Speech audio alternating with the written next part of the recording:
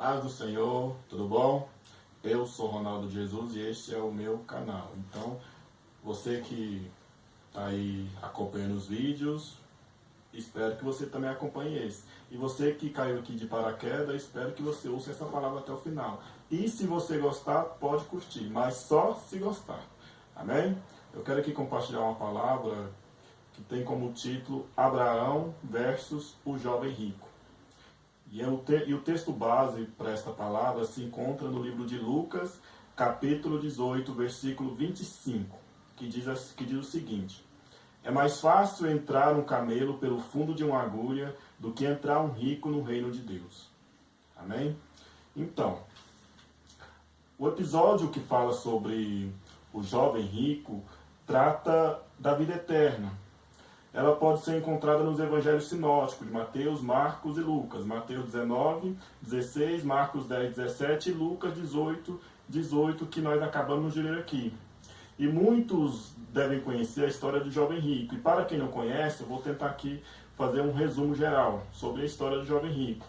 A história do jovem rico, no livro de Mateus, o jovem pergunta para Jesus o que ele deveria fazer para herdar a vida eterna.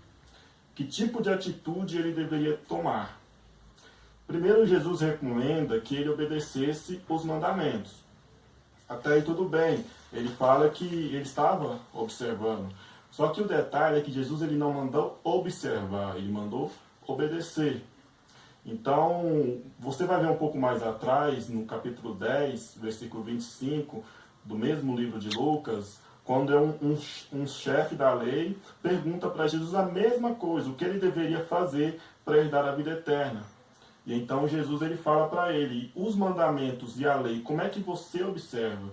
E então esse homem da lei ele fala, amar o Senhor teu Deus sobre todas as coisas, com toda a tua força, do teu coração, do teu entendimento e ao teu próximo como a ti mesmo. Ele cita os 2 primeiros mandamentos.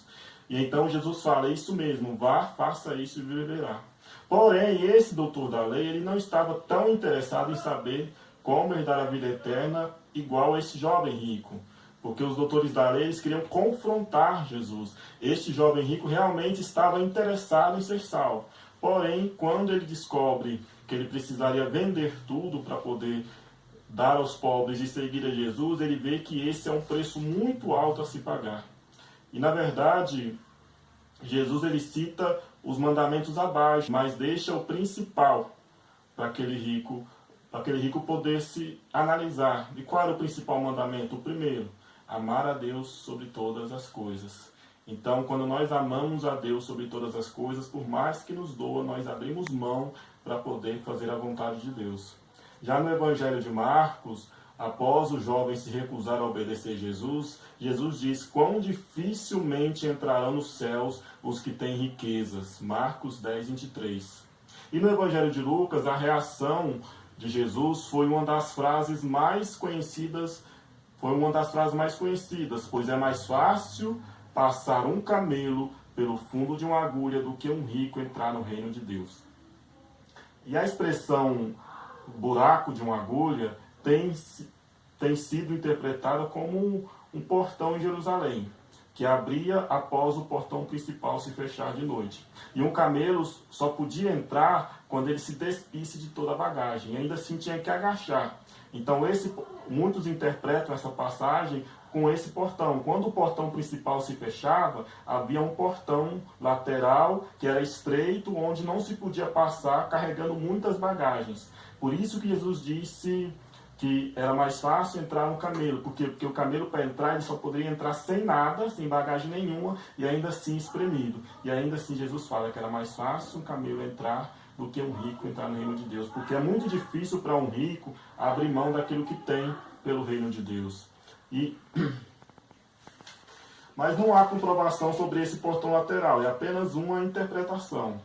Então eu queria aqui comparar sobre esta passagem com a história desse jovem rico, com uma outra história de um patriarca, que só se tornou um grande homem porque recebeu esse mesmo desafio, largar tudo e seguir a Deus. E eu estou falando de Abraão. Em Gênesis capítulo 12, Abraão recebe um convite ou uma ordem.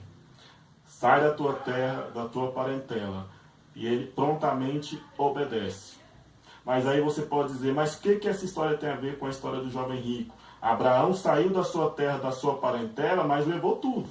A Bíblia fala que ele levou as fazendas, levou os gados, levou os empregados. Pois é, você está certo. Porém, foi um ato de fé e de grande obediência a Deus. Porque é muito difícil largar as suas raízes para ir para uma terra que Deus ainda nem tinha mostrado. Mas só que essa não foi a primeira vez que Abraão teve que fazer um sacrifício por amor a Deus. No capítulo 22 de Gênesis, Abraão ele recebe uma outra ordem de Deus para entregar o seu filho em holocausto. Então aí você pode ver que já não era mais uma coisa tão simples, como foi sair da terra, porque Abraão teria que entregar o seu filho. Filho esse que Deus havia prometido há anos atrás e que ele demorou 25 anos para receber essa promessa. E mesmo assim Abraão prontamente obedece. Então, nesse momento, você pode ver que Abraão também recebeu um grande desafio. E foi a obediência a esse desafio que fez ele se tornar quem ele se tornou. Então, muitas vezes, Deus vai lançar desafios na tua vida. E é a tua obediência a esse desafio que vai fazer você se tornar aquilo que Deus quer para a tua vida. Porque a vitória, Deus já determinou para a nossa vida, mas nós só tomamos posse dela diante da obediência. Então, Deus pediu o filho para Abraão, mas era Abraão que ele queria. Deus não queria o filho, Deus queria Abraão. Então Deus pediu, mas quando Abraão estava ali prestes a obedecer, um anjo do Senhor bradou do céu e disse: Abraão, agora sei que tu temes a Deus. Talvez fosse isso que aconteceria com aquele jovem rico. Quando aquele jovem rico falou assim, se ele tivesse falado, eu vou obedecer, vou vender tudo e dar aos pobres, Deus poderia bradar para ele e falar assim, não precisa vender, porque agora eu sei que você realmente quer a vida eterna. Porque quando nós queremos a vida eterna, nós tiramos da nossa vida até aquilo que vai nos doer, por amor à palavra de Deus. Então Abraão, Deus não pediu riquezas, Deus pediu as riquezas para o jovem, mas na verdade ele não queria as riquezas do jovem, ele queria o próprio jovem. Então, muitas vezes, Deus vai pedir algo meu, mas Ele não quer aquilo que eu vou oferecer, mas Ele quer a mim. Ele quer a mim. Então, a minha obediência é o maior sacrifício que eu posso fazer por amor a Deus. Quando, na verdade, quando Abraão colocou Isaac ali no holocausto para sacrificar, na verdade, ele estava colocando a ele mesmo.